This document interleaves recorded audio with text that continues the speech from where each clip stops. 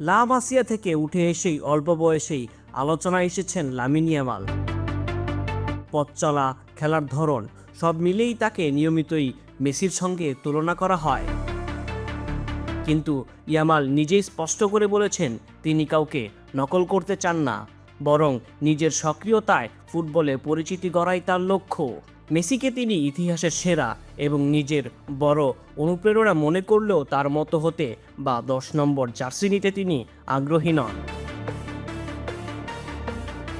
Barcelona ও স্পেনের হয়ে senior পর্যায়ে উঠেই একের পর এক রেকর্ড ভাঙছেন ইয়ামাল। ইতিমধ্যেই জিতেছেন লা লিগা ও ইউরো চ্যাম্পিয়নশিপ, আর ব্যালন ডিওরের ভোটাভুটিতে উঠেছেন দ্বিতীয় স্থানে, যা তার ভবিষ্যৎ আরও উজ্জ্বল হওয়ার ইঙ্গিত। তবে মেসির তুলনা তাকে অস্বস্তিতে ফেলে না, বরং তিনি সম্মান করেন এই কিংবদন্তিকে।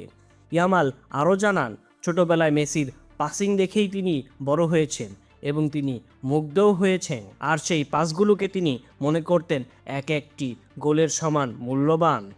মজার ব্যাপার হলো তিনি তখন ড্রিবলার ছিলেন না, বরং গোল করতেই বেশি মনোযোগী ছিলেন এবং দৌড়ে খেলাটিকে উপভোগ করতেন লামিন ইয়ামাল।